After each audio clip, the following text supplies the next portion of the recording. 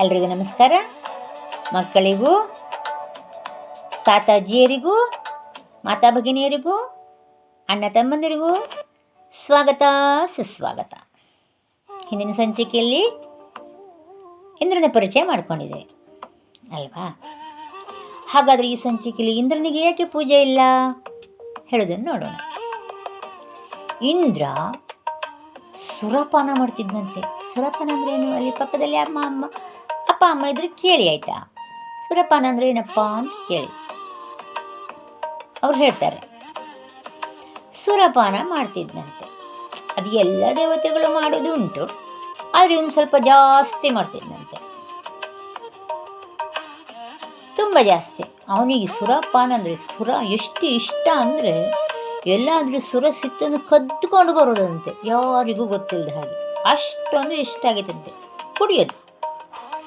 ಅವನು ಕುಡ್ಕೊಂಡು ಅಸುರರನ್ನು ಕೊಂತಿದ್ದಂತೆ. ಅಷ್ಟು ಶಕ್ತಿ ಬರ್ತಿತ್ತಂತೆ ಅವನಿಗೆ. ಅಸುರರನ್ನು ಕೊಲ್ಲುವಷ್ಟು ಶಕ್ತಿ ಬರ್ತಿತ್ತಂತೆ. ದೇವತೆಗಳಿಗೆಲ್ಲ ವಿಜಯ ತಂದು ಕೊಟ್ಟಿದ್ದಂತೆ ಅವನು. ಅವನಿಗೆ ಅನೇಕ ಹೆಸರುಂಟು. ಸುರೇಂದ್ರ, ಸುರೇಶ, ಶಚಿಪತಿ, ಪುರಂದರ, ದೇವರಾಜ, ಇನ್ನೂ ಅನೇಕ ಹೆಸರುಗಳಿವೆ ಅವನಿಗೆ. ಹೇಳಲಿಕ್ಕೋದು ತುಂಬ ಹೆಸರು ಉಂಟು. ಸಾಕು, ಇಷ್ಟು ಸಾಕು ನಮಗೆ, ಆಯ್ತಾ? ಅವನು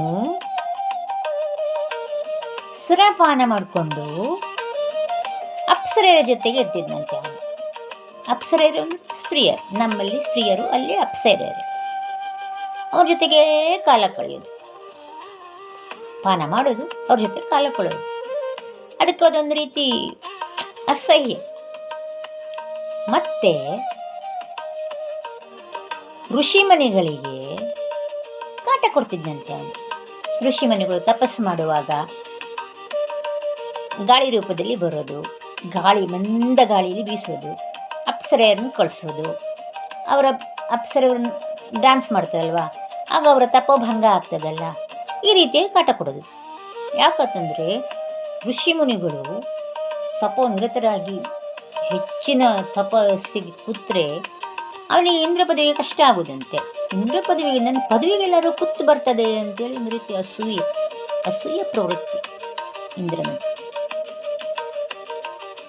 ಮತ್ತು ಮಾನವರಿಗೆ ಮೋಕ್ಷದ ಕಡೆ ಹೋಗಲಿಕ್ಕೆ ಅಡ್ಡಿಪಡಿಸ್ತಿದ್ದಂತೆ. ಅಲ್ಲೂ ಹಾಗೆ, ಎಲ್ಲಾದರೂ ತನ್ನ ಗದ್ದುಗೆ ಹೋಗಿಬಿಟ್ರೆ, ಕಸಿದುಕೊಂಡು ಬಿಟ್ಟರು ಹೇಳುತ್ತೆ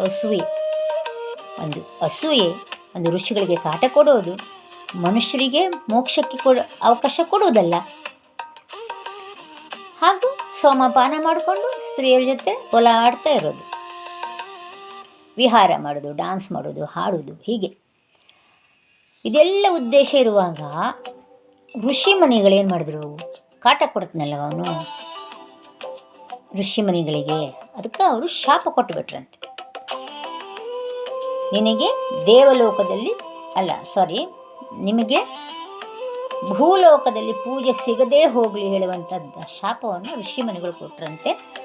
ಆ ಉದ್ದೇಶಕ್ಕೋಸ್ಕರ ಅವನಲ್ಲಿ ಎಷ್ಟೇ ಶಕ್ತಿಗಳಿದ್ದರೂ, ಎಷ್ಟೇ ಮಳೆ ಬೆಳೆ ಸುಖ ಸಂತೋಷ ಕೊಡ್ತಾ ಇದ್ದಿದ್ದು ಹೌದಾದರೂ ಅವನಿಗೆ ಭೂಲೋಕದಲ್ಲಿ ಪೂಜೆ ಇಲ್ಲ, ಎಲ್ಲಿಯೂ ಇಂದ್ರನ ದೇವಸ್ಥಾನ ಇಲ್ಲ. ಹಾಗೆ ಅಂತಹ ಇಂದ್ರ ಆಸೀನಮರಾಗಿ ಕುಳಿತಿದ್ದಾರೆ. ಕೋಟ್ಯಾನುಕೋಟಿ ದೇವತೆಗಳು ಎಲ್ಲ ಅವರ ಸಮ್ಮುಖದಲ್ಲಿ ಕೂತಿದ್ದಾರೆ. ಚರ್ಚೆಗಳೇ ನಡೆಯುತ್ತಾ ಉಂಟು. ಈಗ ನೋಡಿ, ನಮ್ಮ ಭೂಲೋಕದಲ್ಲಿ ಮಂತ್ರಿ ಮಹೋದಯರ ಚರ್ಚೆ ಮಾಡ್ತಾರಲ್ವಾ, ಏನಂತ? ಎಲ್ಲಿ ಅಭಿವೃದ್ಧಿ ಆಗಬೇಕು, ಎಲ್ಲಿ ನಷ್ಟ ಆಯಿತು, ಎಲ್ಲಿ ಕೊಲೆ ಸುಲಿಗಳು ನಡೀತಾ ಉಂಟು, ಎಲ್ಲದಕ್ಕೂ ಒಂದೊಂದು ವಿಭಾಗಗಳು, ಅವೆಲ್ಲ ಅವರವ್ರ ಕೆಲಸ ಮಾಡಬೇಕು. ಹಾಗೆಯೇ ದೇವಲೋಕದಲ್ಲೂ ಅವರವ್ರ ಕೆಲಸ ಮಾಡಲಿಕ್ಕೆ ಒಂದೊಂದು ಜವಾಬ್ದಾರಿ ಇತ್ತು. ಹಾಗೆ ಇಂದ್ರ ಏನು ಮಾಡ್ದ? ಎಲ್ಲರಲ್ಲೂ ಪ್ರಶ್ನೆ ಮಾಡ್ತಾನೆ. ಸೌಖ್ಯನ ಎಲ್ಲರೂ ಚೆನ್ನಾಗಿದ್ದೀರಾ? ನಿಮ್ಮ ಕೆಲಸ ಕರೆಕ್ಟ್ ಮಾಡ್ತಾ ಇದ್ದೀರಾ? ಎಲ್ಲೂ ಯಾರಿಗೇನು ತೊಂದರೆ ಇಲ್ಲ ತಾನೇ ಅಂತ ಕೇಳಿದ.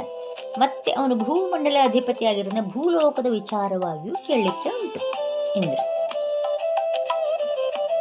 ಕೇಳಿದ, ಭೂಲೋಕದ ಭೂಲೋಕದಲ್ಲೆಲ್ಲರೂ ಕ್ಷೇಮ ತಾನೇ ಅಂತ ಕೇಳ್ತಾನೆ ಇಂದ್ರ. ಆಗ ಅಲ್ಲಿದ್ದ ದೂತ, ಇಲ್ಲ ಸ್ವಾಮಿ, ಇಲ್ಲ, ಭೂಲೋಕದಲ್ಲಿ ಯಾರೂ ನೆಮ್ಮದಿಯಿಂದ ಇಲ್ಲ ಅಂತ ಹೇಳಿದ. ಯಾಕೆ ಅಂತೇಳಿ ಇಂದ್ರ ಪ್ರಶ್ನೆ ಮಾಡ್ತಿರುವಾಗ ಅದನ್ನು ಯಾಕೆ ಅಂತ ಮುಂದಿನ ಸಂಚಿಕೆ ಹೇಳ್ತೇನೆ. ನಿಮಗೆ ಒಂದು ಪ್ರಶ್ನೆ ಕೇಳಲಿಕ್ಕೆ ಉಂಟಾಯ್ತಾ? ಈ ಪ್ರಶ್ನೆಗೆ ನೀವು ಉತ್ತರ ಕೊಡಬೇಕು. ನಮ್ಮ ಹಿಂದೂಗಳ ಗ್ರಂಥ ಯಾವುದು? ಕಾಮೆಂಟ್ ಮಾಡಿ ತಿಳಿಸಿ. ಧನ್ಯವಾದಗಳು.